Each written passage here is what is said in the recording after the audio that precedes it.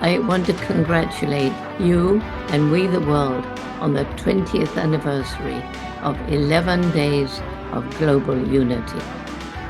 Together, you, me, and we can create a better world and have fun doing it.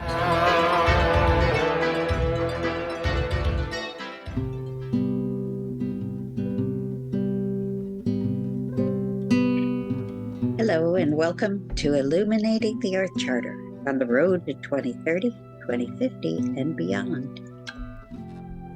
I'm Sue Blythe, creator of the Climate Collaboratory. This podcast is about people of faith and goodwill who are building community in a changing climate. Each month, you'll meet fictional characters and real people in our collaborative storytelling adventure. This podcast is my gift for the 25th anniversary of the Earth Charter in June 2025. I want to tell my grandchildren and all grandchildren how the Earth Charter has influenced my life and my work. May it inspire others to join the many individuals and organizations in the network of networks, in the movement of movements for a world that works for all.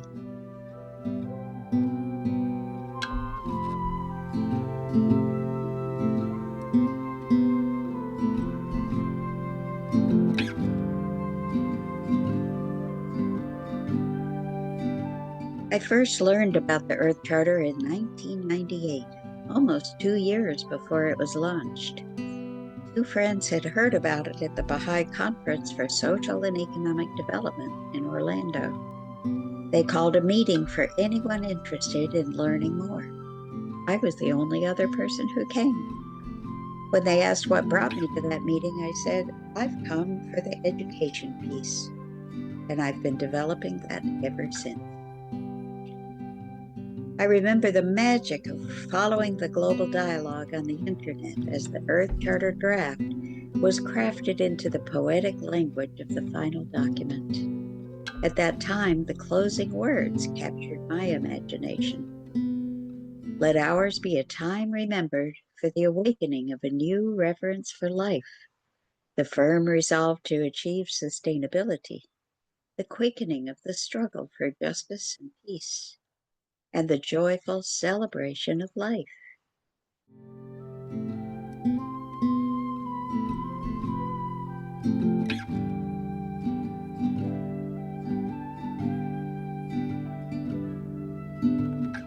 It seemed to me that if we were to remember the early years of the 21st century as a time of global transformation, we would need to go into the future and look back on this time.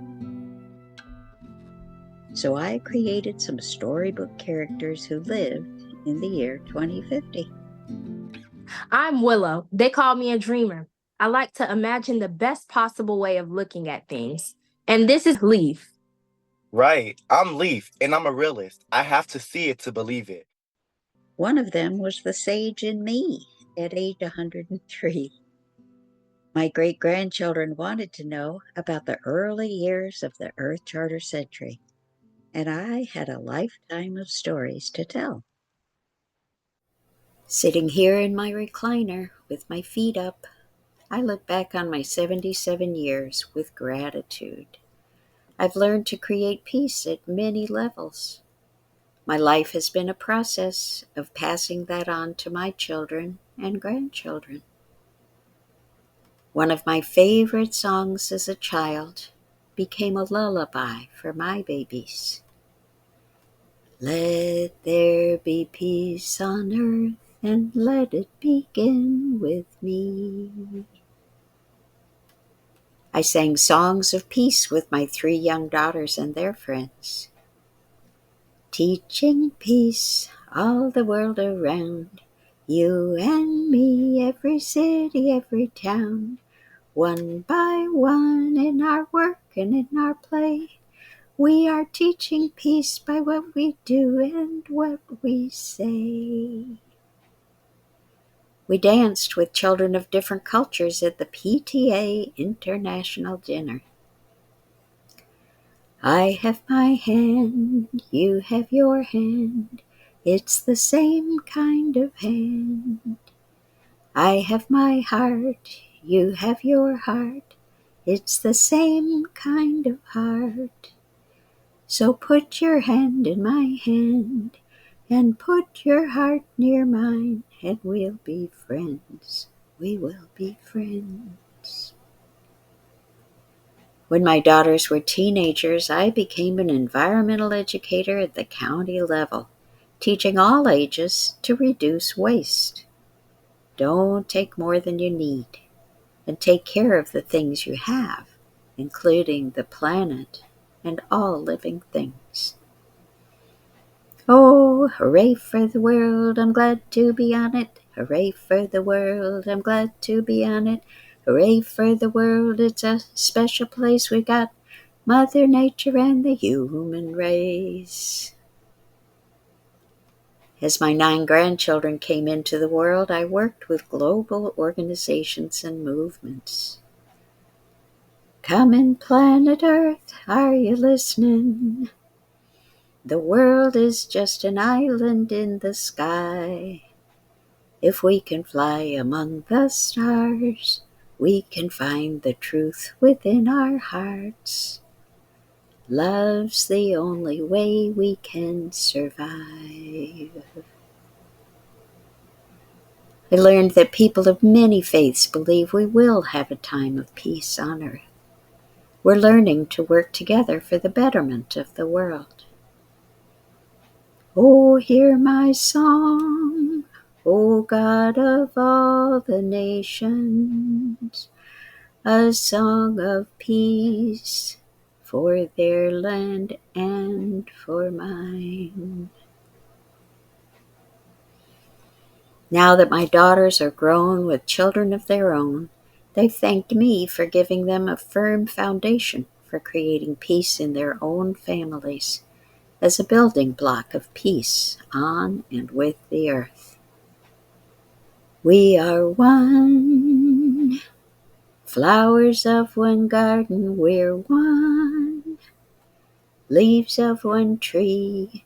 Let the walls come down and stand here together. We are one family.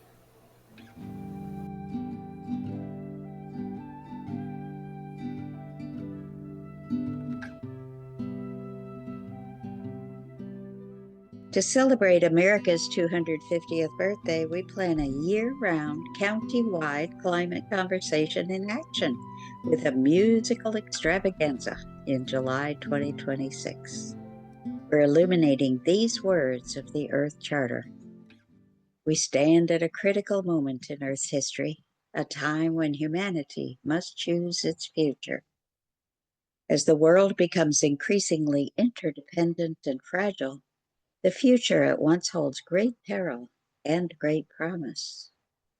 To move forward, we must recognize that in the midst of a magnificent diversity of cultures and life forms, we are one human family and one Earth community with a common destiny. We must join together to bring forth a sustainable global society founded on respect for nature, universal human rights, economic justice, and a culture of peace. Towards this end, it is imperative that we, the peoples of Earth, declare our responsibility to one another, to the greater community of life, and to future generations.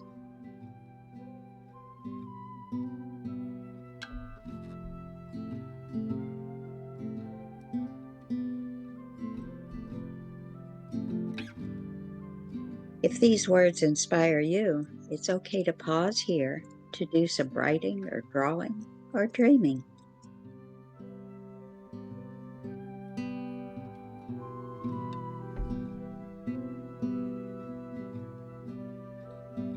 I was so moved by the words of the Earth Charter that I created a year-long program. In 2011 and 12, I helped middle schoolers explore the 16 principles of the Earth Charter. In a candlelight ceremony, each chose the theme that most attracted their hearts. Working in teams, they created action plans for life, ecology, justice, and peace. They invited mentors from the community to help amplify their plans so they could have a bigger impact. At the end of the year, friends and family came to hear the students share their stories about the action plans they had carried out and new action plans for the future. When we reflected on the year's work, the kids told me that the program was good, but too long, too slow. One girl, looking up from a video game at lunchtime, asked, "Can you make it a game? You know we're all about games."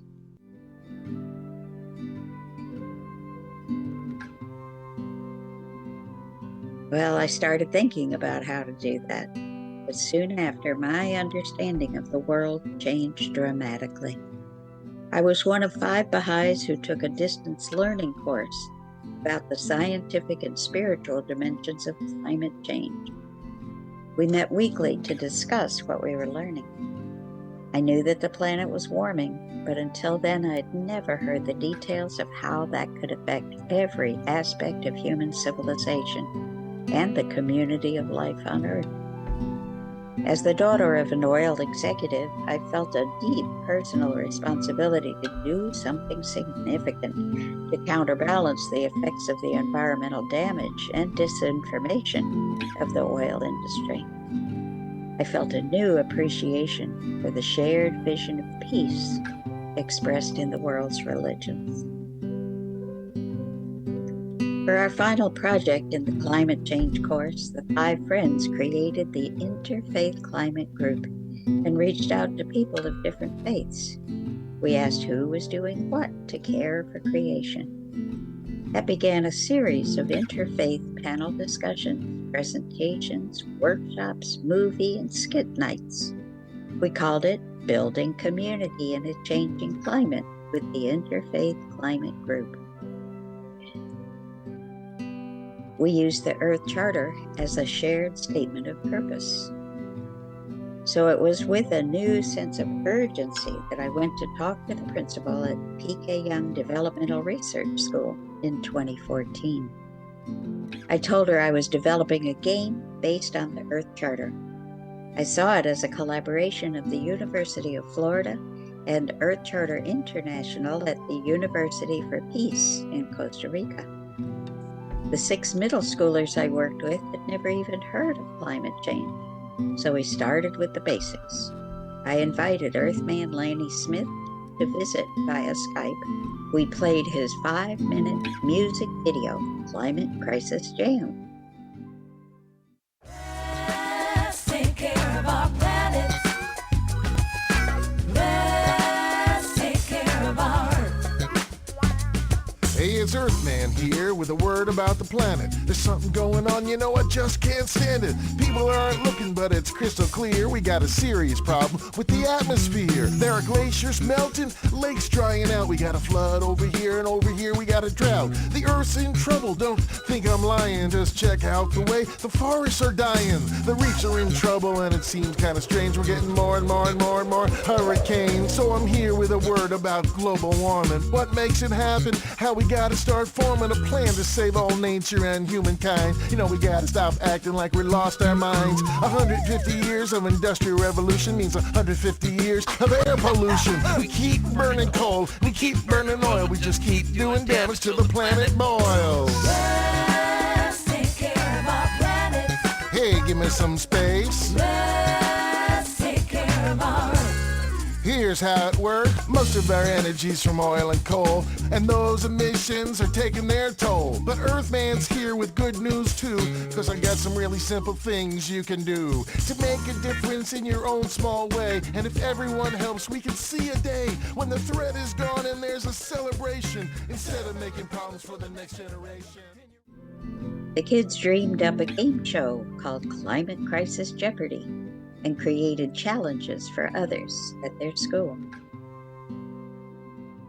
That summer, I worked with high school kids who made a list of 16 game shows, one for each principle of the Earth Charter. I was so serious about it that I hired an environmental game developer to design the wire frame for a video game. She said she could build it for $160,000.